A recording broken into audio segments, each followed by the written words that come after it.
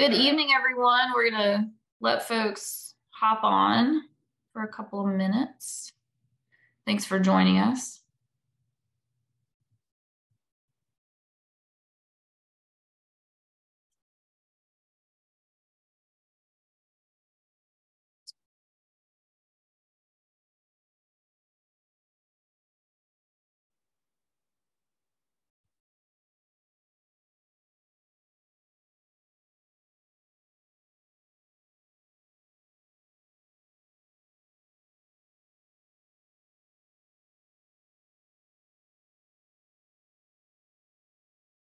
All right. Well, good evening, everyone. Thank you so much for joining us tonight for the post-session town hall, the last of the trio of town halls that Senator Halpern and I are doing for this session. Obviously, the work's not over and our offices and phone lines remain open, but as far as day-to-day at the Capitol, everybody gets to have a rest from what we may or may not do down at the Gold Dome. I thought it was an interesting session. There were some really good things that happened, in my opinion. Fully funding Hope for the first time since 2011, beating back a voucher bill, which we'll talk more about, passing a great literacy bill that's really going to help our reading curriculums across the state. Some bad things, stepping all over doctors and parents when providing gender affirming care here in Georgia, Senate Bill 140. But generally speaking, not the worst voting bill that we could have had. No new restrictions on choice, and just generally speaking, in the House, especially a very relatively quiet session. I hope that's a sign of things to come for our new speaker, but I unfortunately fear that it might just be that everybody was getting their sea legs under them. It's not election year and buckle up for next year. But we'll see. But Senator Halpern, I know, had a little bit different experience in the Senate, as is usually the case. And I'll flip it to her to say hello before we jump in. Well, good evening, everybody. So good to see so many familiar faces and new faces on this call, too. Yeah, it was a really interesting session, even in terms of the pace. In a lot of ways, it really felt much more high pace, even though at the very beginning, we had a very slow start.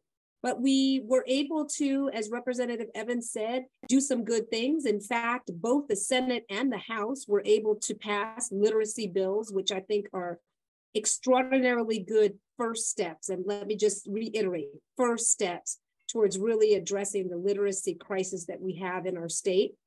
And so it's great that in a bipartisan manner, we have come to recognize that we've got to get our literacy rates up and need to really put some attention and focus on that.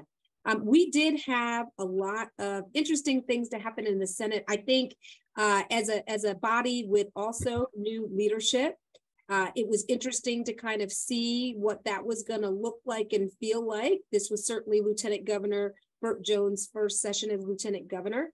Definitely, saw some areas where everybody, even in the Republican Party, wasn't aligned, and also in the Democratic Party, to be very honest.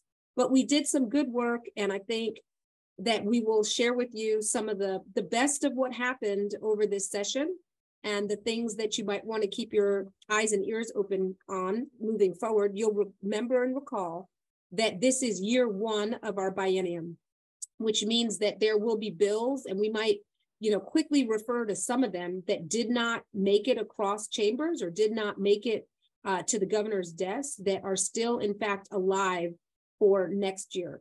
The dynamics next year should feel different. It is an election year once again.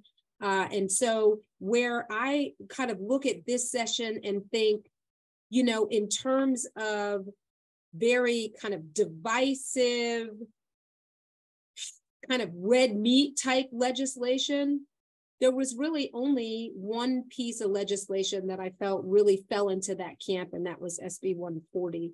And so we will talk, and then of course you all know we're going to take questions. You can put them in the chat, and we'll make sure that we get to the things that are on your mind. But welcome. And then we've got, I'll let Rep. Evans introduce Kennedy, but she's going to help moderate us and keep us straight and make sure we don't miss any questions. You're on mute. I'm on mute because my children were running up and down the hall, and you may still hear them in a second.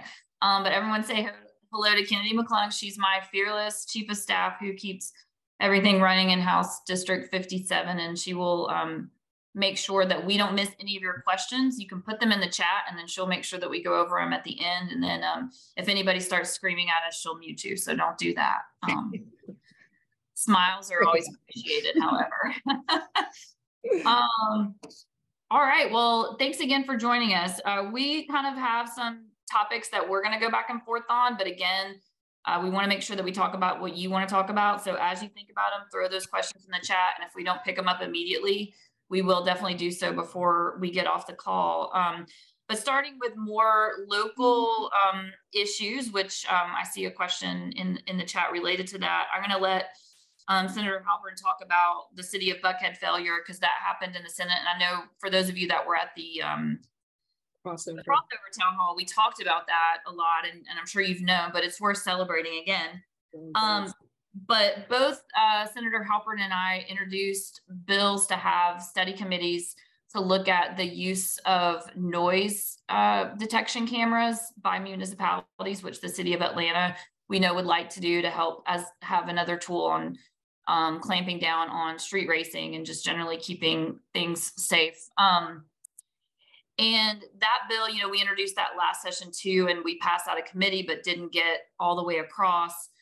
This year, we didn't get all the way across either, but on the House side, we have gotten permission, to the extent we need it, to do an informal study committee. So this is going to be mostly led by State Rep Deborah Silcox, who's also a member of the City of Atlanta delegation. And I know she's been consulting with both Senator Halpern and myself about those meetings, which are going to start next month. And hopefully we'll have some dates for that soon. But y'all will be able to come to those if you want to, and we'll make sure that we advertise those. But there'll be at least 3 to 5 meetings. The first one's going to be with MARTA, because there's some things that they want to do in this area too. So it makes sense for us to all talk together. So I guess the bottom line on the noise detection cameras is that it's not going as fast as I know either Senator Halpern or I would like, but it is moving. There is interest. And I know even though this study committee is informal, Representative Silcox has indicated that the public safety committee in the House, that all members are going to be invited and encouraged to participate by their chairman. So that'll be good, because if legislation that ultimately enables these noise detection cameras happens, it will likely go through the public safety committee. So the more that those members are aware of the issues, the better. And the only other sort of the issue of more local interest on my end was we had also talked about as a public safety tool, trying to enable the use in Georgia of front-facing license plates, which about 26 states have. Georgia does not. Those are much easier for the police cameras, safety cameras to see with hit and runs, or many things that happen on our streets. Unfortunately, that bill continues to not gain traction, mostly, I believe, because of the auto dealers and the strength of their lobby at the Capitol, because they carry the cost of license tags while cars are on their lots. And if we double that cost for them, that's something that they don't like very much. But that's not the only hurdle, but that's a big one. Doesn't mean we're not going to keep trying, but I just wanted you to know the real significant hurdles that we face on that legislation. In the Senate, I also had introduced a study committee on the noise detection cameras. That did not get picked up in the Senate, unfortunately. What we were really hoping is to have one in the House, one in the Senate, and then we are working jointly in any case for the study committee that will be led through the House, as you just heard. And so that's good news. And what I'll be doing is also bringing in the folks in the Senate in our public safety committees that also need to be aware of the work that's happening, so that, you know, in an ideal world, this would have been a joint committee, and that way we would know that the House and the Senate are in lockstep. We are forcing that issue and doing the work jointly, and we'll bring all the right players to the table on the Senate side as well, so that the recommendations that come out of the committee and the work and the knowledge is something that's going to be transferred over to the Senate as well. SB 114 is that bill that was defeated in the Senate, and that was around the creation of the Buckhead City. And just once again, kind of as update for anybody who does not already know, there was a lot of momentum for Buckhead City that kind of happened, I think, unexpectedly. At the very top of the session, I think you might have heard both me and Rep. Evans say that we didn't think that it had a lot of momentum, and then all of a sudden it did. And we had to treat it very, very seriously. It was given hearings in the state and local government committee in the Senate. It passed out of that committee and then made it to the Senate floor. And in what ended up being a very bipartisan manner, it was defeated on the floor of the Senate. Part of the lead up to that, of course, included work that we had been doing all along to try to make sure that members across the Senate, no matter whether they were in that committee or not, understood the implications to the state as a whole if we were to let Buckhead annex out of the city of Atlanta. And ultimately, the governor's office as well weighed in, and his chief legal counsel basically set out a memo really the night before the vote was going to happen, laying out in very stark terms some of the considerations and concerns that we had been articulating all along. But I think that really underscored the fact that this was not just kind of partisan, right? That the concerns were legitimate and that they were being articulated on both sides of the aisle and were things that we really needed to think about in terms of the implication to the state altogether. So that bill got defeated. You might have been reading in the paper that since then, the leader of the Buckhead City movement, Bill White, has said that he and his husband are moving out of the city. They have said that, you know, under Governor Kemp, it's clear that, you know, he really was the mastermind behind it not passing. And so over the course of Governor Kemp's time in office, remaining years in office, that they don't believe that there's a pathway to make it happen. So they have said that they're going to double back their efforts, that they're not going away, but the leader is moving on to Florida. And the rest of us, in the meantime, continue to do the work that we have to do to really create bridges and lines of communication and really understand the dynamics and address them.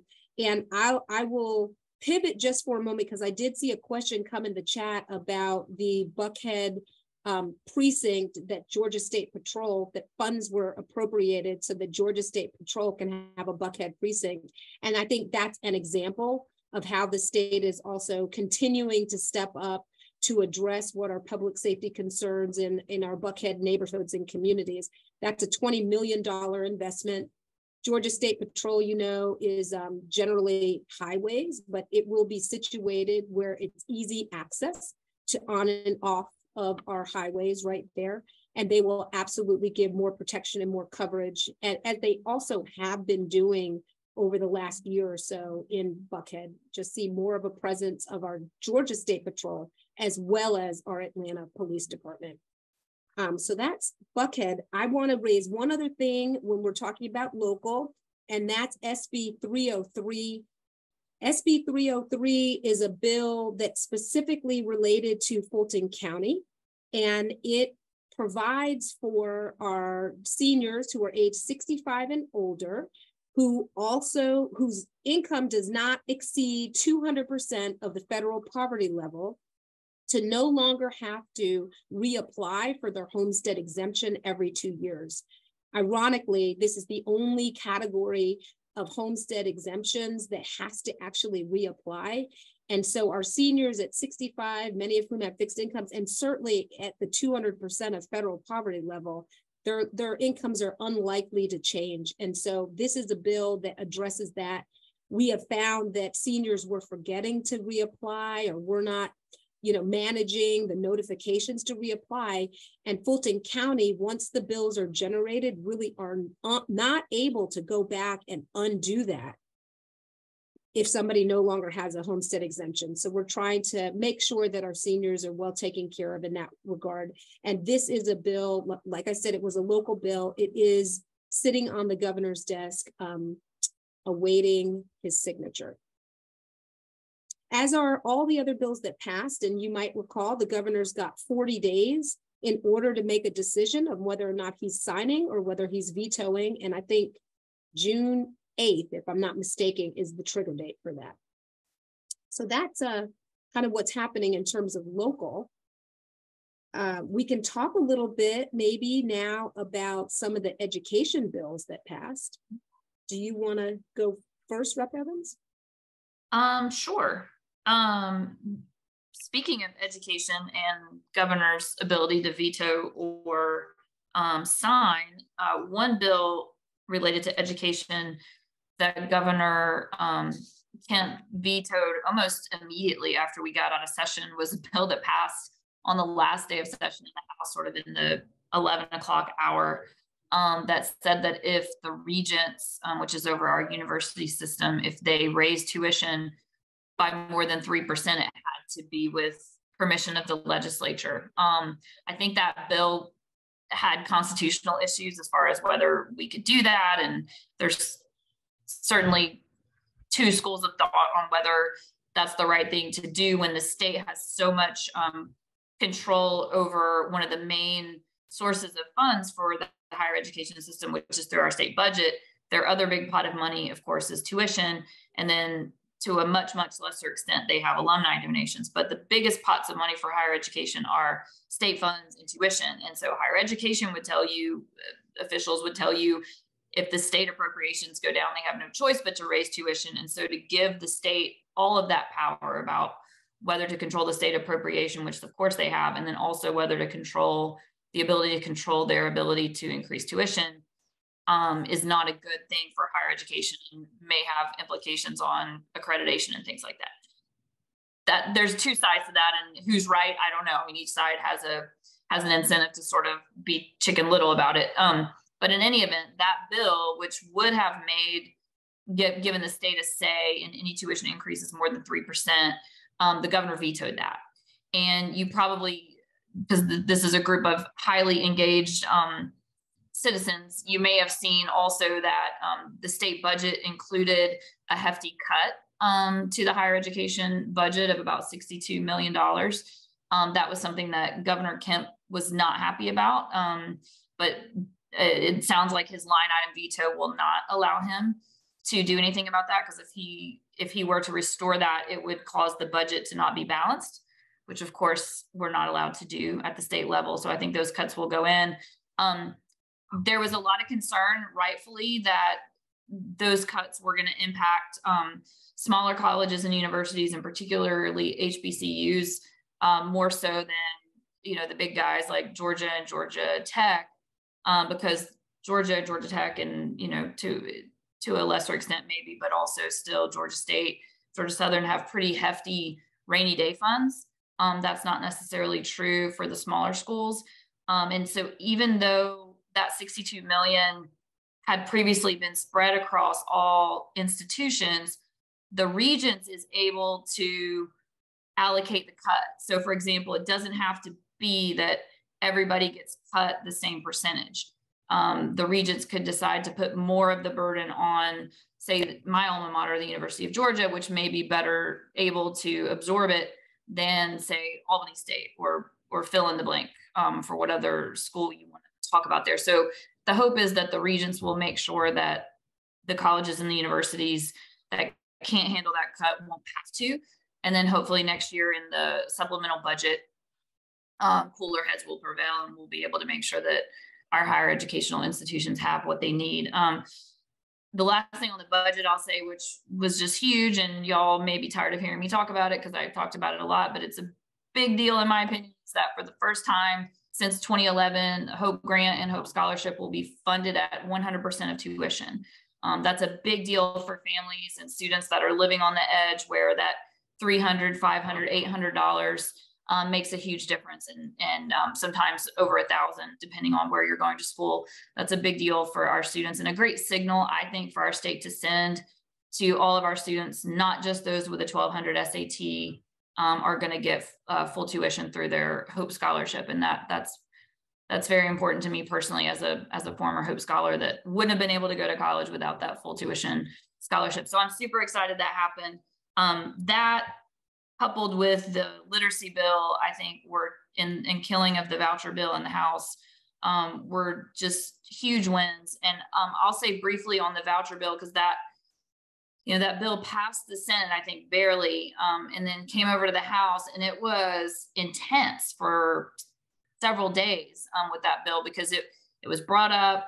They realized they didn't have the votes, so they tabled it, and then they brought it back, and it was defeated. I mean, that just doesn't happen a lot on the House floor, and it was defeated. It got 85 yes votes, and you need 90, and that doesn't seem like a big gap, but it is. It really, really is. And so that was a huge unexpected win, but it was a bipartisan win. You had a coalition of Democrats and Republicans who didn't want to see $6,500 per child for anyone who chooses to leave their public school, to go out of the system. And I, in my remarks on the floor, I mean, I'll be the first to acknowledge that what we're doing in education across the board is not working for everyone.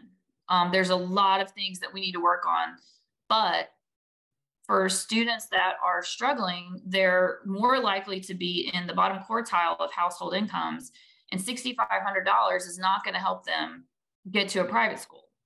They're not going to be able to make up the difference between $6,500 and what a private school price tag is, not to mention that now all of a sudden those parents have to handle transportation because there's no public bus to get to school, paying for lunch and after school programs and sports. All those things are different in the public system versus the private system. So it looked like window dressing to me, and I know a lot of folks, to pretend like we were doing something to help kids that were struggling, when there are better things that we can do, like focusing on our abysmal reading rates, literacy rates here in the state. And that's what House Bill 538 aims to fix. And I know there was a Senate companion, and I know Senator Hopper knows a lot about that, if you want to jump in on the literacy piece. Yes, so I'll give you the bill number in a moment, but we both chambers made literacy a priority. And so we've got SB 211 in the Senate. It establishes the Georgia Council on Literacy, and effectively it is going to require each of our local school systems, and there are 180 in the state, to develop and implement 5-year literacy plans for students K through 5th grade. I sit on the Education and Youth Committee. I can tell you on the Senate side, we heard no less than 10 hours of testimony around literacy, heard about Mississippi even, and the great growth in literacy rates that they have had over the last 20 years of dedicated focus on this issue. You would hear different statistics, but anywhere between 25 to 36% at the high of Georgia 3rd graders can read at grade level. That's only 25% of Georgia's 3rd graders can read at grade level. We understand that an educated, reading is fundamental. And if you fast forward in terms of people's opportunities in their life and their workforce needs that Georgia's going to have, we can and should be doing better. So this Georgia Council on Literacy, along with the commission, is going to be a starting point. I think one of the things that's very important to note here is that everybody's clear that this is not the end all be all. It is a starting point. And so I'm really excited about what this is going to mean. And I'm very hopeful too, that we're going to actually be able to come back next year with other pieces of legislation that will even more specifically address this issue. It would be great to see some real appropriations also put it up against this issue of literacy. What's happening broadly, though, is that every school system is doing it and approaching it differently. And we recognize that where there are successes, we need to be able to share that information and make sure that students are getting the most kind of rigorous and kind of scientifically backed education around literacy, so that they can do well and perform as they can. Let's see, would also like to say one bill that actually did not go anywhere. It actually failed. It got tabled in the Senate committee, is SB 88. I would not be surprised if this one comes back next year. It's also around the issue of transgender students. And specifically, the bill would limit how public and private schools teachers can talk to students about gender identity and sexual identity as well. In a shocking move, there was an almost unanimous vote in the Education Committee when it came to vote to table it. And in a shocking alliance, honestly, I think there were some religious organizations that really, I think, did not like the turn that the bill took when it started including private and religious institutions as well, and really limiting how they could talk to students. But not just that, but there is a piece of this bill that attaches funding. So if you're found to be in, if you are found, teachers are found to be doing explicitly what the bill says that they cannot do, that funding would be taken away from those schools. And so, money talks. So I would not be surprised, however, if this bill comes back in some form or fashion. But I would say that was an interesting turn of events in the Senate. So the House never even got to deal with that one. There are other bills also. SB 154 would remove school librarians from the exemptions that keeps public librarians and librarians at any school, college, or university from being prosecuted. So we also in our state, not so much that we're seeing book banning bills per se, but there is a little bit of targeting that's happening, at least through legislation, towards our librarians. So that's something to all of us to just keep our eyes open around as well. I think that's kind of some of the highlights from the Senate side on education.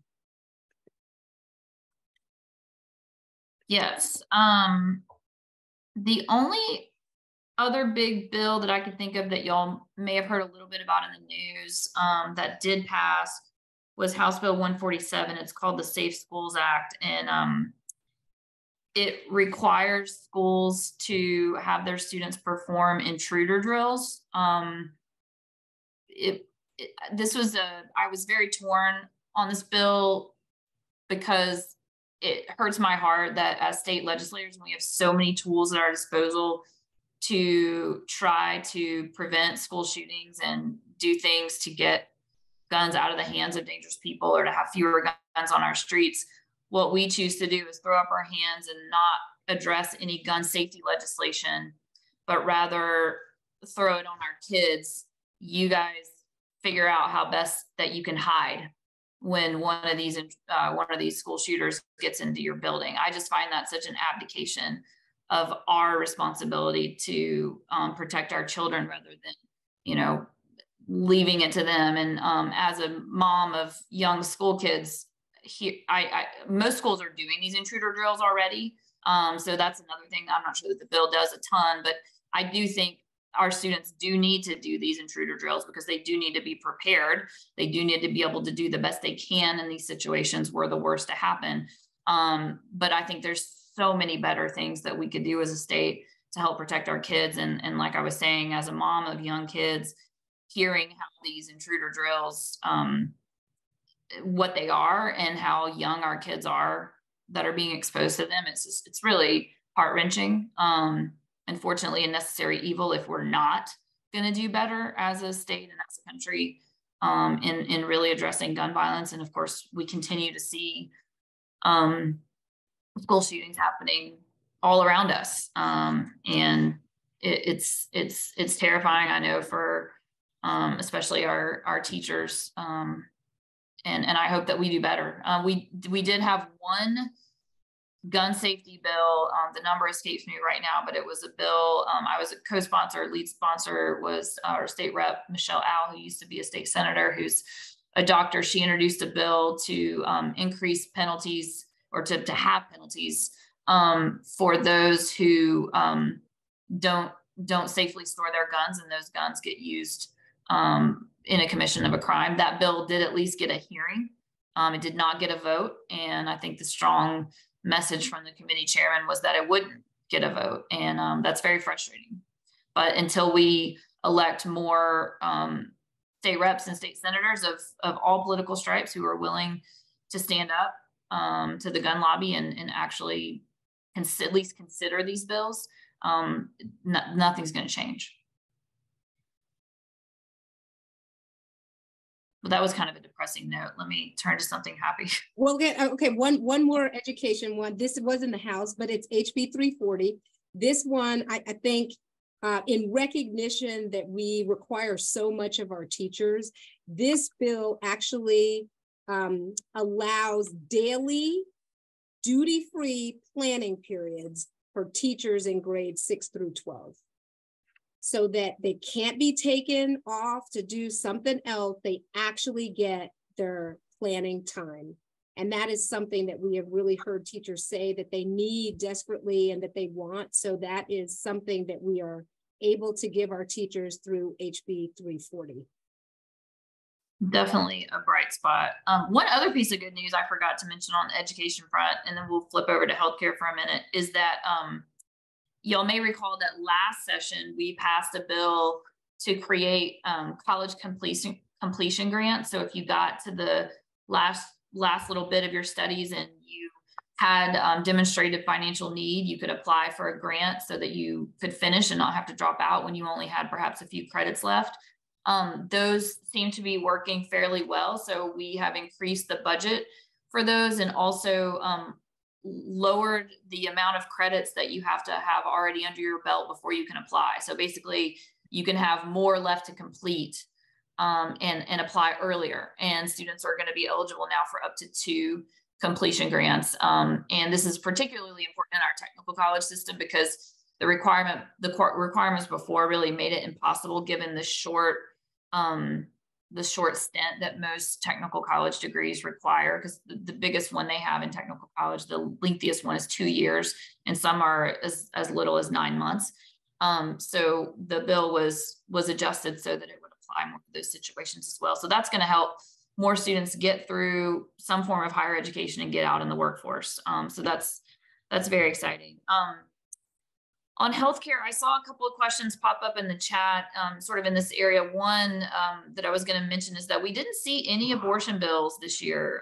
We didn't see any bills to limit the use of abortion pills, for example. That was a bill that came up the last session, didn't go anywhere, but it wasn't even introduced this year. I think that's positive. We saw that passed recently, I think in Florida, and it has been, I think, the law in Texas. So you're seeing that across the country. Obviously, you've got the federal FDA decision coming down affecting access to abortion pills.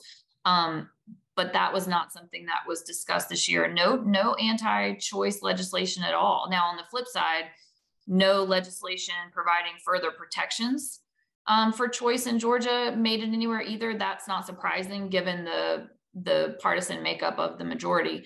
But I do think it's significant and good that we didn't see any further restrictions. Obviously, there's a state Supreme Court case and still a case pending in Fulton County, part of it that we're watching.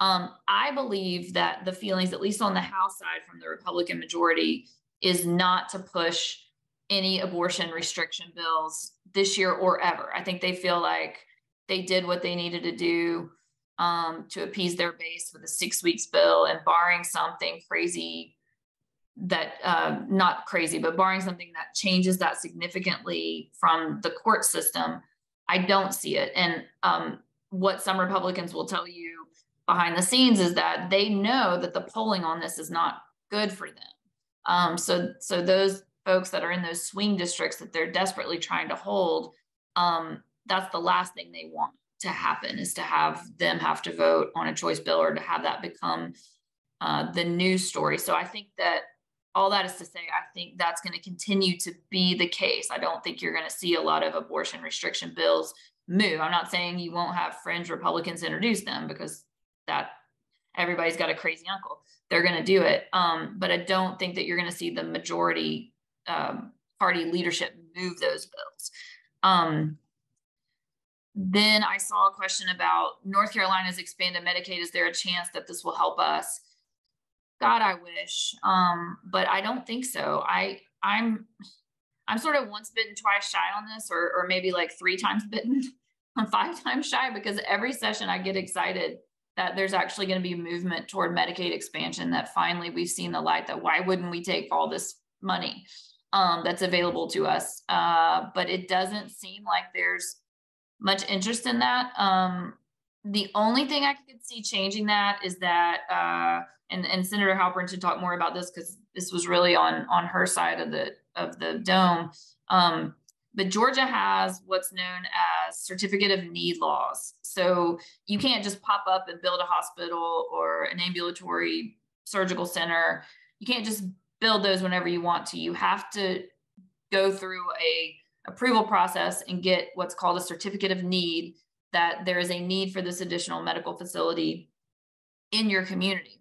The reason for these are that hospitals, as you know, as some of you know, if they take everybody that comes into the emergency room, whether you can pay or not pay. And so because of that, for a hospital to survive, and we in Atlanta saw this firsthand with Atlantic Medical Center, something that's really crucial to a hospital surviving is a good payer mix, meaning you got patients that pay, that have insurance coverage, and there's payment. And that doesn't get out of whack with the patients that are not paying, or that have Medicaid coverage, perhaps, that are paying at lower rates. You've got to keep that balance. And what hospitals will say is that if you just let private medical facilities pop up whenever they want to, they will take all the paying patients, and then the hospitals will be left with indigent care and those that are not paying, and they won't be able to survive, and that they're a community partner and we all have to work together.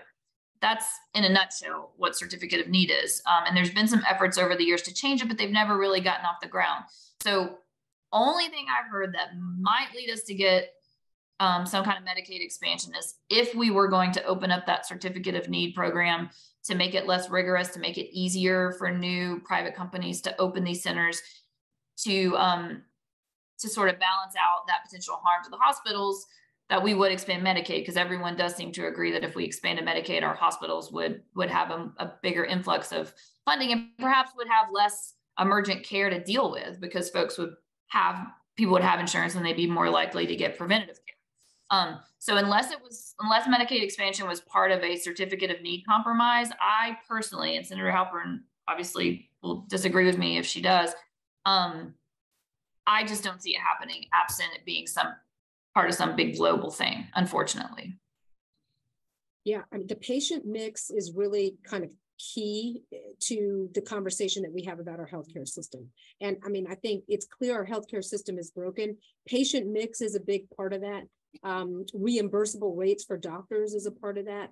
So certificate of need came up this session specifically because there was a bill, and forgive me because I want to say SB 99, but I could be lying about that. That's right. Okay. Mm-hmm. So one specific bill came up where we know that there's a private company that wants to build a new hospital in Butts County. And basically they want to work around the certificate of need that's already in place in order to get approval to build this new hospital. And in the Senate, this ended up being, we had a lot of conversation about it. The hospital association, the community hospital associations would tell you that certificate of need is incredibly important. You've got other associations that would tell you that it's not, but for the most part, we have protected certificate of need. And so this one bill came out, and in shaping the bill, ultimately, it really narrowed it down so that legitimately it would only be for this one private entity or group for Butts County, and effectively it would only impact this one hospital and not everywhere. The reason why it ended up being something that you might have read about in the AJC is that the lieutenant governor comes out of Butts County, and in fact, the family would have been involved in this hospital. So it did pass out of the Senate. So I should just say it was very limited. This was much earlier in the session. There were two bills, as a matter of fact, that both were going to attack certificate of need. This was the most limiting one. This is the one that made it out of the Senate into the House. And ultimately, it was the House that stopped it dead in its tracks. But it did make the news because I think, again, we've got new leadership. Everybody's trying to figure out what is what. And so in so doing, between the House and the Senate, I should say that before we get to crossover day, the fights are between Democrats and Republicans. Once we get to crossover day, the fights are between the House and the Senate. So this was one of those House versus Senate fights. And ultimately, the House held and they never passed it. And so that's that. But certificate of need legitimately is one of those issues that I do think that we're going to have to contend with as a large body and really think through and figure out what we're doing. I'll say on the issue of Atlanta Medical Center, Wellstar has that certificate of need. And so right now we've got really a dearth of healthcare options and hospitals for anybody, who lives certainly I-20 in South.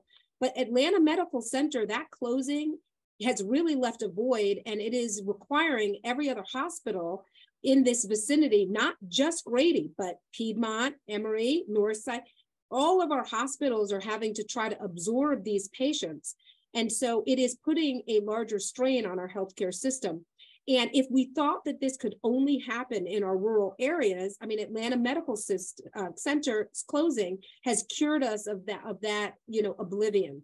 And so the issue around Medicaid expansion, the issue around reimbursable rates, the issue around our hospitals are not able to support. They are running deficits every single month, every month.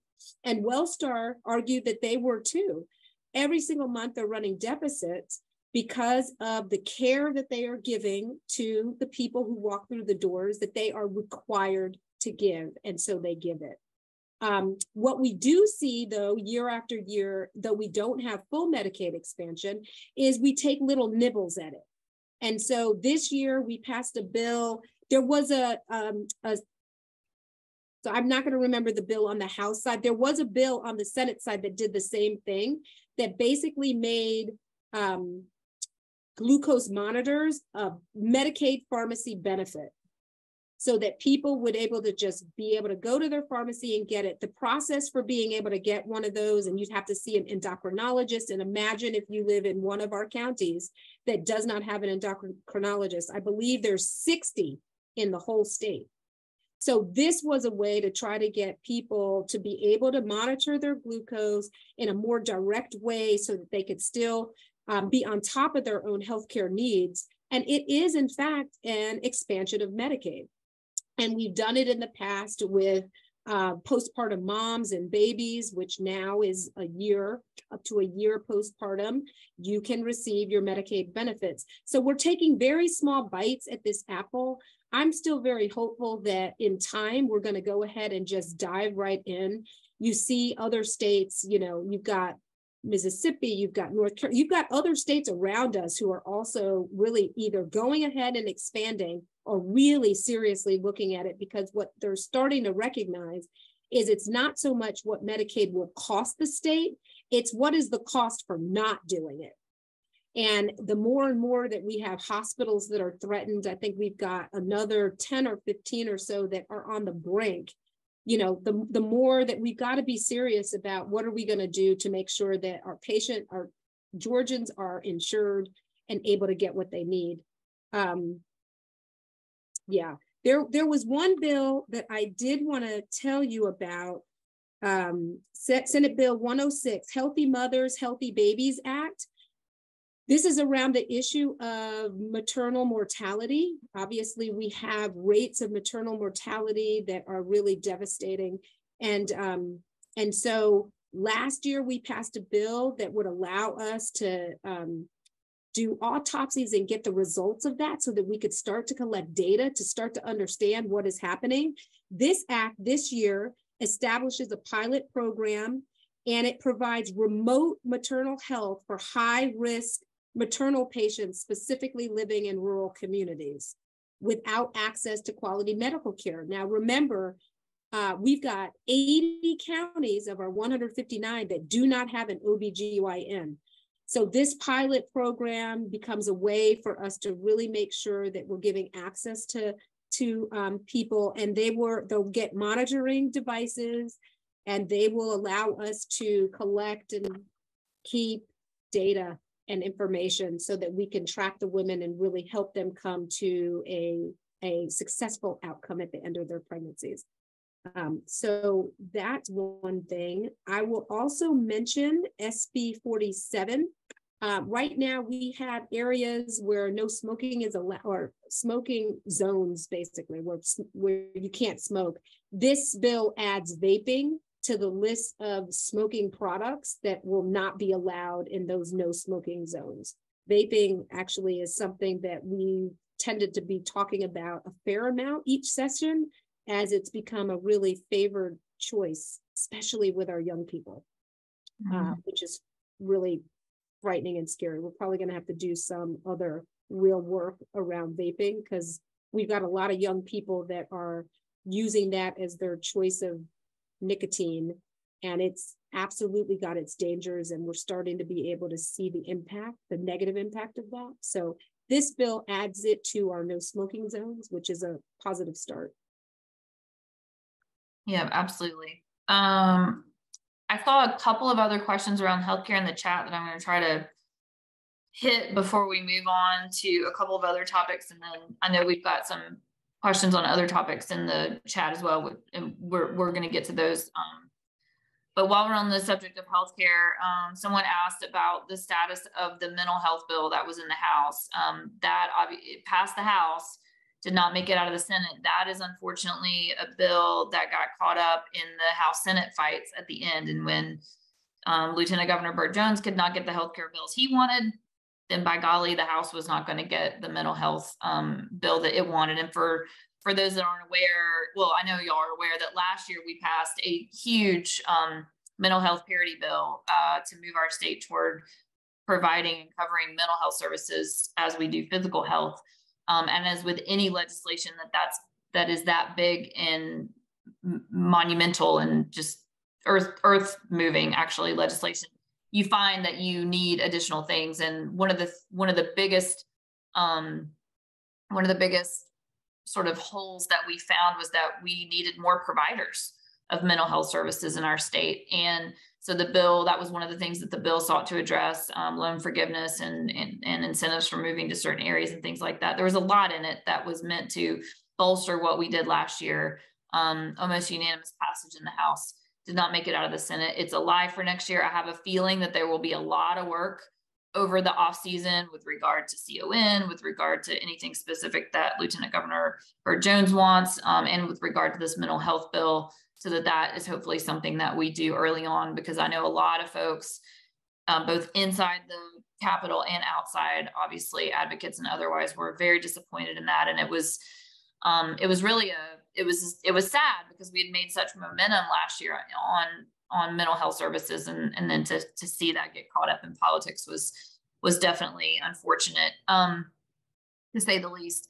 And then I also saw a question about managed care problems. The state has hired a managed care company that has dealt with health services, including mental health services for children in our foster system. And it turns out, y'all probably saw the AJC article, that managed care company does not appear to be serving the citizens that we are paying them to serve, and that services being delayed and denied, and problems are exacerbating, and this is inexcusable. I know that there seems to be bipartisan outrage about this, and so I know that there are a lot of conversations going on about how to address this. Ultimately, it's going to be an executive decision as far as entering into those contracts and how you fix that. But if something doesn't happen on that end, I could see there being some legislative movement when we get back. This sort of raises for me this something I've always thought was missing from the legislature is while the Senate has some oversight committees, the House has none, and we just don't have that ability to pull together an investigative committee like they do on the federal level, where when something happens, we can call people in and ask them questions. There's very little routes to do that in the legislature, especially on the House side, and even where it's available, you just don't see it happen very often. And this would certainly be one of those things that if we could, it would be nice to call people in and ask them questions, because that's how this stuff happens. Is it's not, these folks are not being held accountable, and they're not answering to folks, and people aren't paying attention, or the window is not there for folks to see through and see what's going on. So I would say look for some movement on that. I think those were the other healthcare questions that I saw in the chat. Can I add another thing while we're kind of on the topic? And you mentioned mental health. One of the things here locally that I think we are very proud about is that Fulton County was able to get an appropriation through this in this next state budget for $6.65 million. And so that is going to be used towards a 24-bed and 16 temporary beds for observation behavioral health crisis center right here in Fulton County. So while we weren't able to get the big bill over, we were able to secure, some real dollars, and Fulton County will also put in money towards that behavioral health crisis center. We do recognize that mental health is an issue, and we want to be able to address it. And I'll also mention in the department, because that's in that money's through the Department of Behavioral Health and Developmental Disabilities. I'll also just mention now, because it's also out of that same department appropriation, we were able to increase funds for 500 additional slots for the NOW and comp waivers, the new options waiver and the comprehensive supports waiver program for individuals and their families with intellectual and developmental disabilities. So we were able to, we're chipping away slowly by slowly, but we have another 500 slots that are built into this budget. We do have a 7,000, we've got an extremely long waiting list of people who need these. And so I suppose the good news is I have seen every single year that we are adding additional monies and adding additional slots. It is certainly not what it needs to be. And we are doing more work kind of behind the scenes to get us where we need to be. But that was a little bit of good news too that came out of this budget year and process. Yeah, definitely. I do feel like we are making progress on a lot of things. It's just it feels so slow sometimes, education, healthcare, all these things. So hopefully we won't take a year off from progress to just focus on elections next year, and we'll keep it going. We got a couple more topics, and I know we've been answering questions as we go, so I still think we'll get to everything, but just quickly, because I know y'all heard a lot about this bill in the news, truck weights. Never thought I would learn so much about truck weights.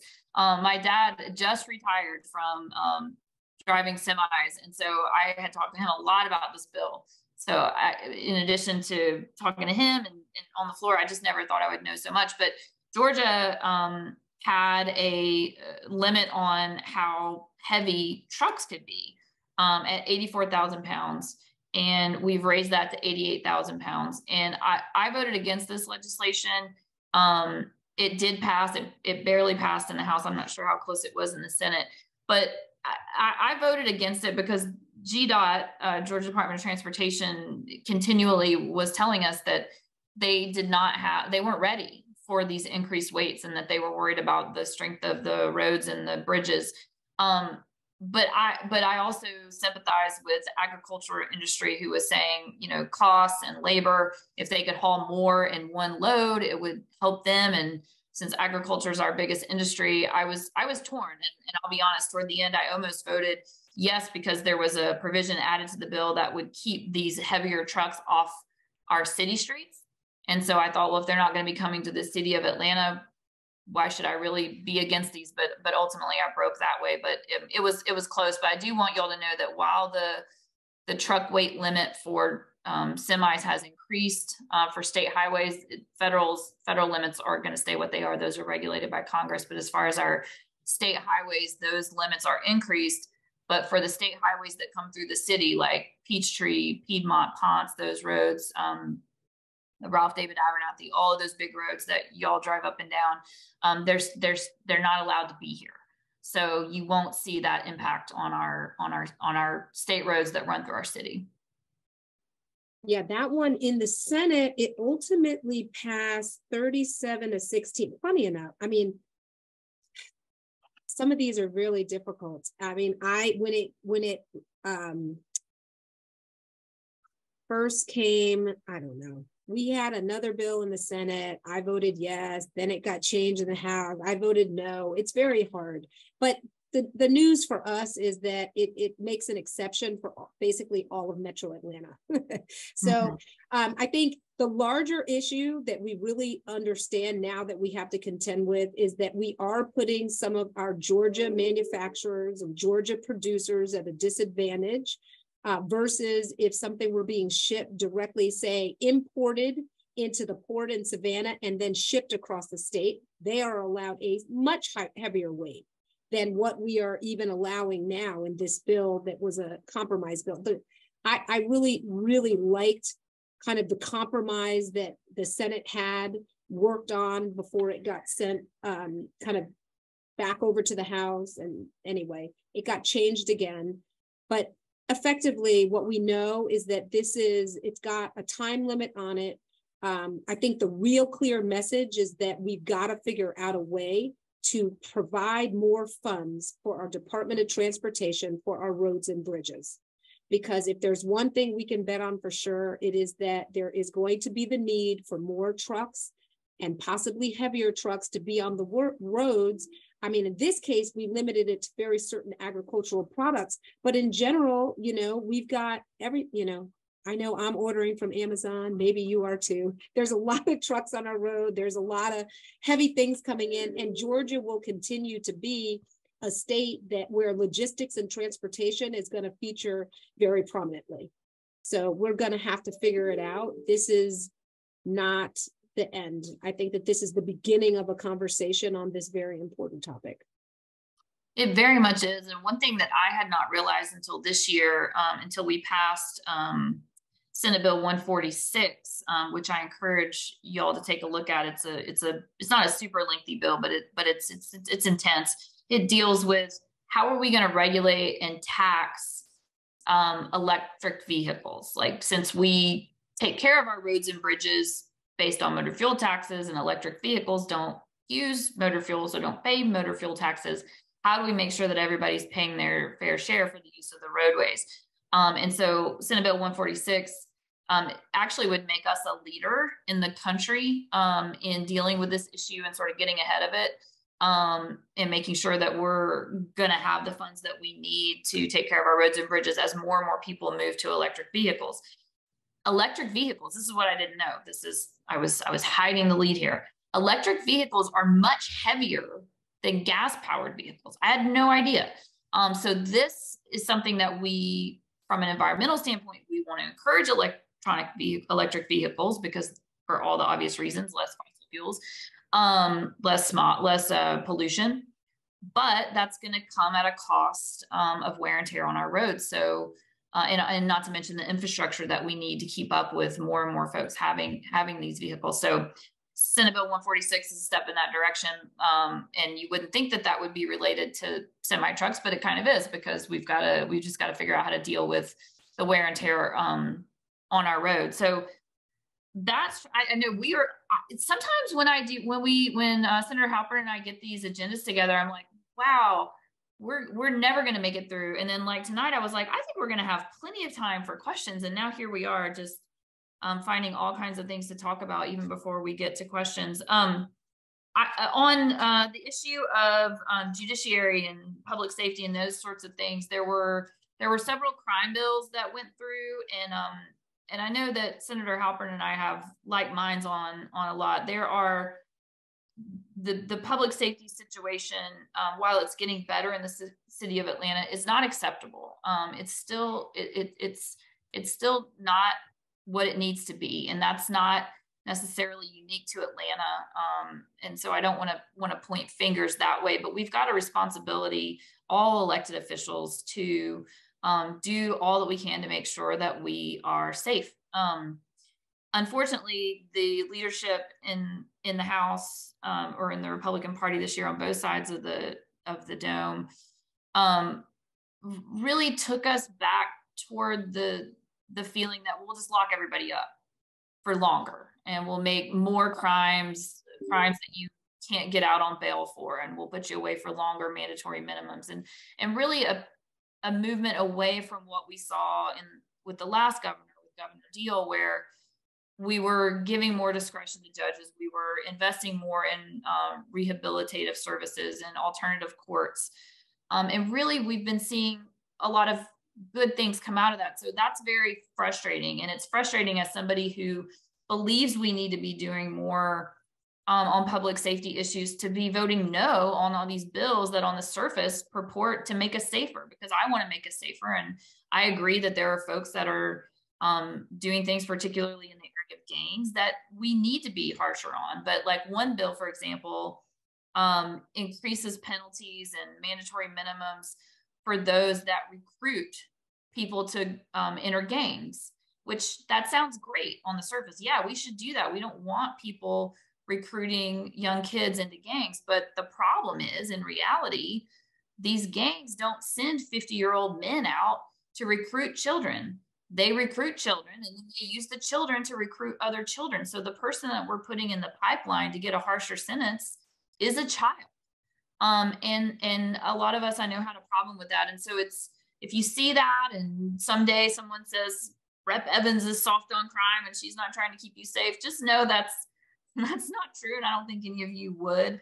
But those are the kinds of bills that we really saw the most of in the public safety arena this year. One super bright spot in my mind was Senate Bill 218, which provides that when you are incarcerated and you leave, you get an identification card. That seems like such a small thing, but you think about all the things that you can't do without an ID: rent an apartment, apply for a job, apply for public assistance. And if you've been incarcerated for a length of time, chances are your driver's license expired or you lost it as part of your sentence. Maybe you're not allowed to drive anymore.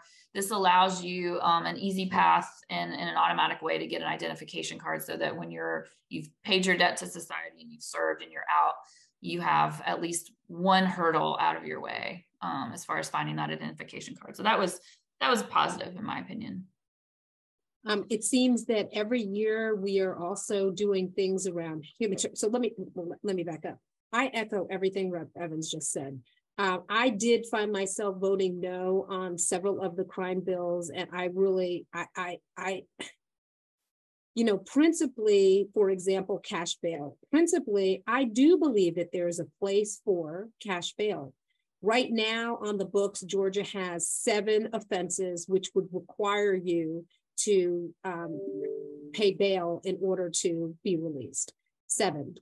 The bill that we were looking at increased it to 60 and included misdemeanors.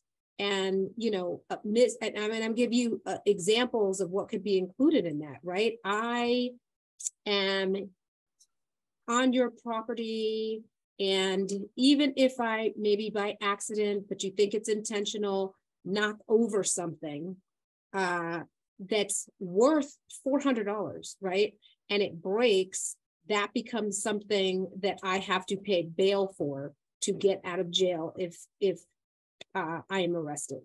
I mean, there's a lot of different kinds of examples that live in the misdemeanor space. Some are more egregious than others, but I think in a rush to just say people need to be kept in jail, we saw bills that just went further than they needed to, because I do think that we all do principally agree that yes, people should not just be released out always on their own signature for things even just less than, you know, really violent crimes.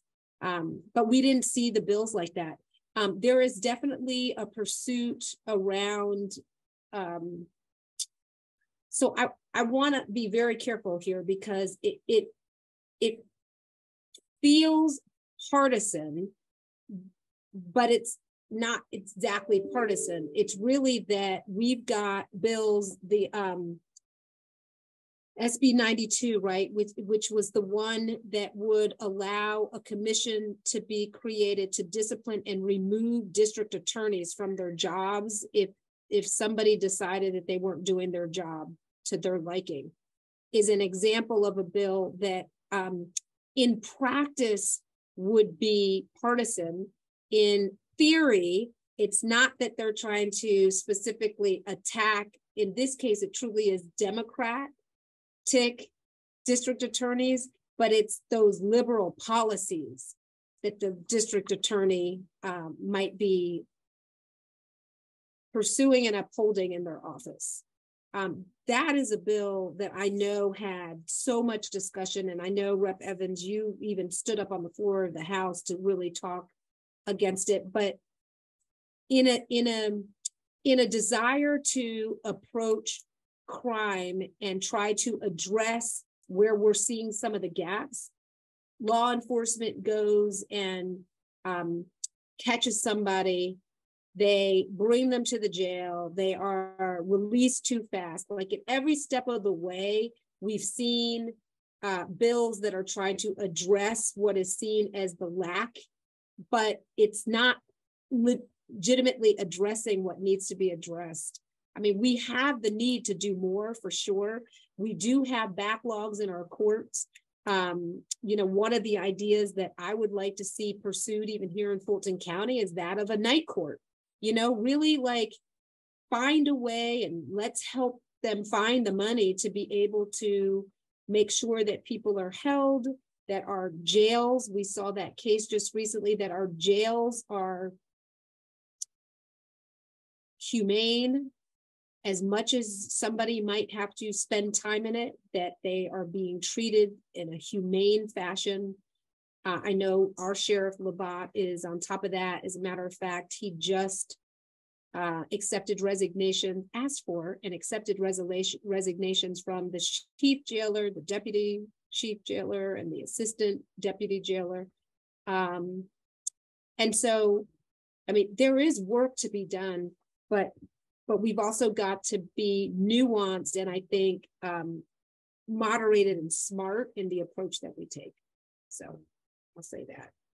So that was kind of disheartening because there were definitely bills that I would have on the premise voted for, but they really did just go too far and don't ultimately address the issue, and locking more and more people up for longer periods of time isn't going to be the answer. And it's not going to deter crime because the studies show longer sentences also don't deter crime. One of the things that we have year after year been really focused on as well, and this is really one of the primary areas of focus for our First Lady, Marty Kemp, has been human trafficking. And so SB 42 created a model notice with the human trafficking hotline information. So businesses need to have this hotline information, and we have increased their penalty for failure to comply if a business is caught not complying. So that was really the one thing that we did kind of in the human trafficking space. Actually, there was that, and we actually also increased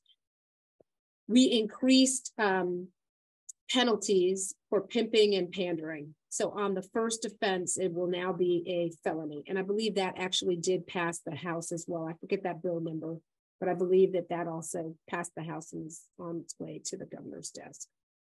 I think that's right. Couple of quick things on voting. I know there've been some questions about that, and I know that's always a topic of interest. We passed House Bill 222, which was not a good bill in my opinion, that prohibits local election offices from accepting grant money to help them cover the cost of elections. This was affectionately called the Zuckerbucks bill in the House, maybe in the Senate too, because I see Senator Halpern smiling. There was some unrest on the Republican side that Mark Zuckerberg was providing grants that some voting elections boards were able to get to use to help for them to use to help cover the cost of elections. And where this is a big issue is because one of the things that happened with the big elections bill a couple of years ago was it made this process for folks to challenge ballots of others. And so, especially in the larger counties like Fulton and DeKalb, they're dealing with mountains of challenges to ballots, which, 99.9% of them are meritless, but the election workers still have to process and look at and adjudicate, make a finding, and share the information. They have to deal with it. And that costs a lot of money, and the state's not ponying up. And so this grant money was one way that the counties were able to fill the gap. And now that will not be allowed.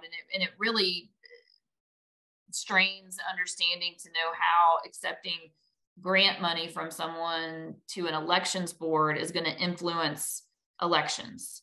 It's not money that's going to voters. But that's what happened. On the good side, we passed a bill, and I don't have the number, I've forgotten it, and I didn't write it down, and I apologize. But we passed a bill so that folks will have time off to early vote. It's been the law in Georgia that you can have paid time off, or you can have leave to go vote on election day. But in order to continue to encourage more Georgians to early vote, we passed that bill that will allow that same kind of leave for early voting. I saw a question before we got here, and then I saw in the chat asking about ranked choice voting. House Bill 200 was a bill that I had co-sponsored, which would allow the use of ranked choice voting optionally if localities wanted to, county or cities, if cities wanted to use the ranked choice voting system, that they could. That bill got a hearing but did not move further, so that will still be alive for next session, but did not move this year. And it's it's not there's not a big strong partisan yes and no on it. I mean, there's probably as many Republicans and Democrats that like as don't like that bill, and there's been some legislation that's been batted around about taking Georgia back to 45%, which would be another way that you would eliminate a lot of runoffs, or to allow ranked choice voting across the board. House Bill 200, it just addresses cities. So there's a lot of opinions, and it's not that Republicans think this and Democrats think that. It's just that there's a lot of ideas floating around out there. Georgia is an anomaly with our 50% plus one rule. And we vote more than anybody because we have all these runoff elections, and it's not just a burden on people and time, but it's money. And so there's not, someone asked if there was an election study committee. There wasn't one, as far as I know, officially reported, but I do know that a lot of folks are looking informally, probably like we'll be doing with the muffler noise, to see about solutions for next session. But I really wish we had done something this session, because next year it will be impossible to deal with voting bills, because it'll be an election year and everybody will see it. How does it help it affect the game of politics? And that's unfortunate, because it really is something that we need to deal with from a good government perspective. So there are plenty of other things we can talk about, and Senator Halpern, pop up with any other bills you wanted to mention, and then maybe we flip it to Kennedy to make sure we get the rest of these questions answered. Maybe one or two other things worth mentioning that I don't think we have yet. There was a bill, HB 404, and it was around housing, and really kind of the start to trying to address some tenants' rights. Let me just say that ultimately what that bill would have done, and it passed out of the House and did not come to the floor of the Senate, which was really disappointing. I don't think it got out of the committee either. This bill, just by way of understanding, 25 organizations or so all came together to really craft what ultimately ended up in this bill. So you've got all these advocacy organizations that have done the work. And honestly, for us in the Senate, when the bill got to the Senate, we legitimately were like, we are going to leave this alone. We're not going to try to change anything. Could there be things to add to it? Sure. But you know what? It's fine. Let's just get started and go down this path. Because what we really want is for people to be able to rent apartments or rent homes and have landlords that are going to have them be in habitable places. We want landlords to not require 3 months rent in advance just to get into a place, because we know that that is an expense that a lot of people cannot, they can't get up that kind of money for first month, last month, and another 2 month rent in order to even just be able to rent a place. Right now, Georgia is one of those states that's got the least tenant rights on the books. And so, when we say habitable, right now, you just have to be able to provide water. It doesn't say hot water, it just says water. You have to be able to have electricity. It's bare bones minimum. And this bill would have been a great start for us to say as a state, we care very much about our people. And housing is a major issue. We heard the governor talk about it from the very beginning of the session in his State of the State, and even at exit issues. Workforce housing. We have an issue. And not only do we need to make sure that we've got enough housing for people who want to come and live here and work here and play here, but that they are not in the worst of the worst situations in the places in which they're living. So that one was a huge disappointment. I don't know why it didn't come to the floor of this. It did pass out of the committee because we were expecting it to come to the floor of the Senate on Sunny Day. And it was on one of our lists towards the end of the night. Like, we had that last list of 10 bills. I think we got to bill number 6, and the lieutenant governor says, okay, we're going to do one last bill, called on a senator who did not call on that bill and called on a different one that was a higher priority for them. And so that was that for this one for this year. There is always next year. And I do expect it to come back next year, along with some other bills around tenants' rights. The other bill that might be worth mentioning, or did you have anything to add to that, Rep. Evans? No, just that I hope it comes back. I was very disappointed. Yeah. The only other one that I think is worth mentioning is SB 62. This is the bill around homeless, which did also pass both chambers.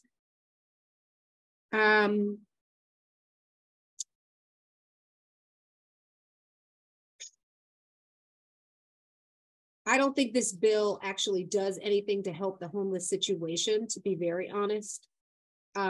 It's kind of, if you'd heard any of the speeches on the floor, it was, this is what we have to do. I don't really know that it ultimately does much, which is a shame. We had an entire study committee last interim that really came up with some very specific recommendations of things we could do, and none of them are in this bill. But effectively, I think this bill just requires municipalities and counties to enforce any prohibitions that they already have on their books against public camping, sleeping, or obstruction of sidewalks. So that is to say, we're not doing much, but Yeah. we're saying that we're doing something. It sounds tough. That's what it was on the House floor too. It was a lot of grandstanding. The thing that the one practical reality that I worry about on this is that if you do have a rule against camping on the books, or having tents out on the sidewalk and things, which most places do, including Atlanta, the solicitor here will tell you they don't spend a lot of time arresting people for sleeping out on the sidewalks, because sadly that can end up being almost I hate to say this and it's going to sound insensitive, but I don't mean it to, but because it's not true for everyone who is home, who is unhoused, but for some that is a desired outcome. Put me in a place where it's warm, where I can get food, where I can get a shower. That you hear that from Grady EMS a lot, that they get calls to pick up folks, because if they call the ambulance, they call 911, they're going to get to go to the hospital, and they're going to get a bed, and they're going to get food. And that is a very sad reality. But it's also just that priorities. I mean, you have violent crime issues. You have a lot of things to deal with. Arresting someone for sleeping in a sleeping bag on the sidewalk is not the worst thing going on in any city right now. So I worry that the combination of that bill with the prosecutor oversight bill is potentially a way for someone who wants to attack a solicitor or a prosecutor can say, hey, you're not doing your job. You're not prosecuting these folks for sleeping on the sidewalk. And I don't know that was not the intent of the bill, but I worry that it could be a political tool. So one question that was submitted before and is in the chat is about when the state gives incentives for businesses to locate here. We often give them, part of the incentive package is often, break on taxes and all sorts of goodies and giveaways. Generally speaking, I'm in favor of letting the Economic Development Committee work on these packages, because it makes us competitive and it helps us attract businesses, and we need to do things. Now, having said that, I think if we were to focus more on education, for example, and healthcare access, that we would make ourselves so attractive that maybe we would need to put in all these goodies. That's one. But then also the question gets at, what do we do to make sure we're getting what we were promised? Like, we offer these incentives because the business is saying, I'm going to create this many jobs and I'm going to generate this tax revenue and I'm going to do all these great things. What are we doing to follow up on that? The answer is really not much. We don't follow up. There has been a lot of movement, mostly in the Senate, from it started with Senator John Albers setting up review committees to look at these tax incentives so many a year. It's a more expensive and cumbersome process than you would think to actually go back and look and see if we're getting bang for the buck from the tax incentives that we provide. But that is a committee that's set up, and I don't know the selection process for how they decide which ones to look at, but I do know they dig into 10 or so a year. That really goes more to what we do by legislation. It doesn't look so much at what might get offered informally through the on the executive agency side.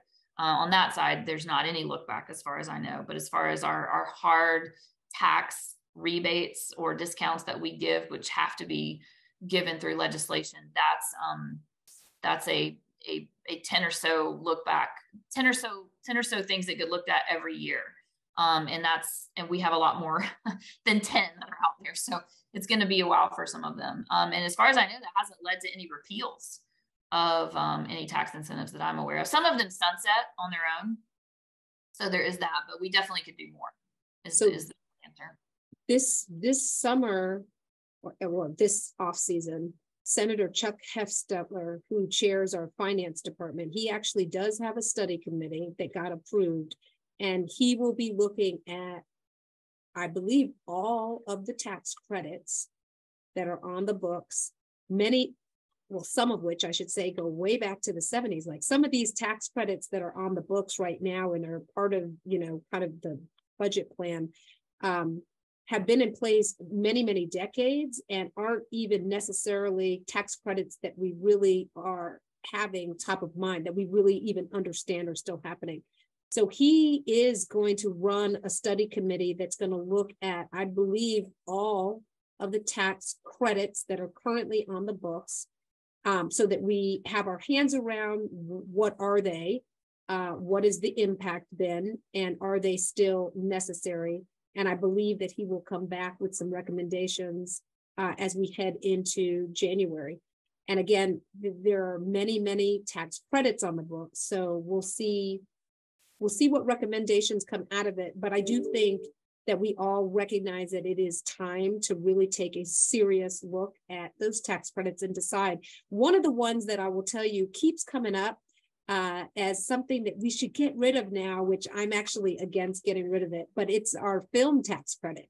You know, we have this thriving, vibrant film industry that we've been able to develop over the last decade or so, and have built up a strong infrastructure that Atlanta, and really, I'm not going to say Atlanta.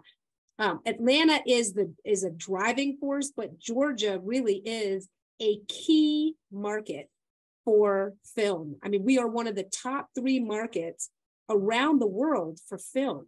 And we're the top market in the country for original film production. So we have this vibrant business, and there are some of us lawmakers who believe that we need to continue to have the tax credit, that the business and the industry will truly go somewhere else if we don't continue to provide that support to them. And there's others that say it's a $4.4 billion industry, but what's it costing us? Well, what it's costing us is less than what we're bringing in. It is a profit-making industry for us. So it'll be interesting. One of the other tax credits that I was really hopeful that we would do something with this session, and it didn't go anywhere. And it started in the House. I sat on a study committee last off season around music credits, because it would be really incredible if Georgia could position itself similar to what we've done with film in music for original scoring. I mean, we've got the infrastructure beyond Atlanta. We've got Macon, we've got other markets that are really strong music markets. And so we started to look at what that kind of tax credit would look like. And for whatever reason, it never made it over to us. And we even put in a piece of legislation that didn't make it out of the House either, to just then create like a Georgia music office, so that the music office could at least be funded for a couple of staff positions, and really start to look at promoting Georgia as the place to go to originate tours. There's a lot of money to be had for our venues around the state. If they can originate tours there, tours come and they set up and they practice for weeks before they come, and that's money. So anyway, that didn't move, but those are the kinds of tax credits that, you know, we've got to continue to look at and decide what's important, what we can take into the future, and what needs to become the past. Yeah, I agree totally. Especially with the film tax credits, I mean, the jobs that has created for us, and the positive attention on our state is definitely worth the price of admission for me. That was my question. That was my question about the tax credits. So right. I'm very happy to hear that there's some investigations on the effectiveness of those going on. That's what I wanted, because I think that there's a lot of alternatives. If it's to create jobs, and we need to look at investing in healthcare workers and teachers and things like that to help bolster those industries as well. And the film industry bill is great, and that also has some great incentives for hiring local people. Yes, for doing the film. So that definitely creates jobs. And I love your music idea too. So thanks. On the healthcare you just mentioned, I believe that this year, I'm trying to remember now if this was a bill or if it was just appropriations, but I think that we are offsetting tuition costs or student loan debt for people in the nursing industry. Like, we have looked specifically at certain industries that we know we have a real desire and need for, a lack of, and are starting to figure out, you know, is it reductions in tuition? Is it, you know, helping people get through the schooling that they need in order to be able to do those jobs. And of course, we have all along also provided some incentives for especially healthcare workers to go out of our major cities and move to rural parts of the state that really are lacking in doctors, primary care physicians, OBGYNs, mental health professionals, nurses, dentists. Yeah. There's so many things we can do, and I love it when we get creative and specific and thoughtful. We want to respect your time, so I know we're a little bit past, but I see 2 questions in the chat that I'm going to attempt to address really quick as I make my final remarks, and then flip it over to Senator Halpern to add anything she would like, and also bid you good night. But just know that we are always here for your questions. We'll put our information in the chat to the extent you don't have it already. And just because we're not in session doesn't mean you shouldn't reach out. So please continue to do so. I saw a question asking about the chances for runoff reform. You know, with it being an election year, I don't think it's going to happen next year. I think you're going to hear a lot about it. I do think it will eventually happen because it's something that the citizens want. I think everyone's getting really tired of the runoffs, and they're getting expensive. So I think we'll eventually see a solution, but I don't think it will be until after the next election season that we have. So that would put us at probably the 2025 session. And then there was a fun question about takeaways on Lieutenant Governor Burt Jones's style for his inaugural session. And I think Senator Halpern's more qualified to opine on that than I am. But I will say that I thought, and I wasn't there every day, but as far as a House member is concerned, I was able to go and talk to him about some of the issues around HOPE being fully funded in the budget, and also the bill that will always be talked about, but apparently never passed, sports betting. I was able to go and have some really productive conversations about that with him. So I found him accessible. And that's about the extent of what this House member can say about the good Lieutenant Governor Jones. So again, from me, thank you. I'll make sure that my info is in the chat. Don't be a stranger. And Senator Halpern closes out.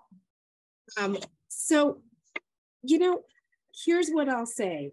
You know, coming into the session, that was the big question. You know, how would our chamber be led by this new lieutenant governor who had just previously been a senator, and of course had gone through, you know, I would say a contentious primary battling another senator at the time, Senator Butch Miller, who was in the Senate, and he came out victoriously. I think that if at any point any of us doubted that he was leading the chamber, once we started to get deeper into the session, particularly after crossover day, I think it became very obvious that he was in control of our chamber. And that as much as even within the Republican Party, there are different factions, that he very much was in control. And you saw it in the way that the certificate of need conversation kind of happened. You did see it in the way that, we didn't talk about online sports betting. That one's, let's just say, on hold. Come back to us after next year on online sports betting. We might have better news. But you saw it in the way that he was handling that. I have personally found him to be very open.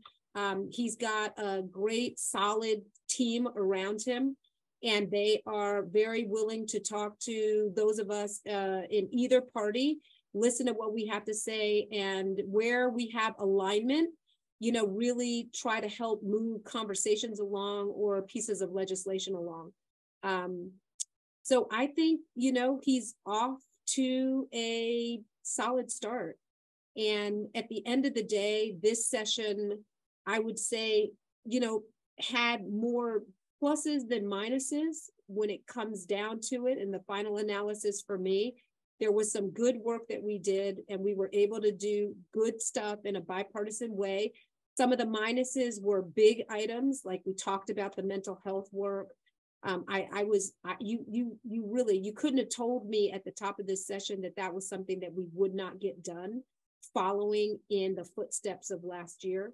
But it awaits for us next year. I remain really optimistic. I mean, the one thing to know is that we live in a state that is so rich with promise and talent and resources. Our budget that we were able to pass, which, as a reminder, is the one constitutional duty that we have as a legislature, got done in the last moments. I think this year, in my 3 years here, this budget took the longest to get to the end. I mean, we legitimately were on sine die deep into the night before that budget actually got passed. But it's a $32.4 billion budget. Bigger than it's ever been. You would have thought it would have been easier. I felt the same way. Yeah, we didn't pass it till after 10:30 on sine die. I think it might have even been after 11. Yeah, I mean, I've ever seen a budget come through. It was late, but it's got some good monies in there, right? And it doesn't have funded all the things that we want to have funded, but step by step, we continue to make progress. And I hope that that's what you heard in the last hour and a half in the conversations that we've had. My information is in the chat as well. Please, please, please follow me. Sign up for my newsletter. I should have put my website. It's Sonia4ga.com. And we'll be in touch. Please don't ever hesitate to let me know if there's anything at all my office can do for you.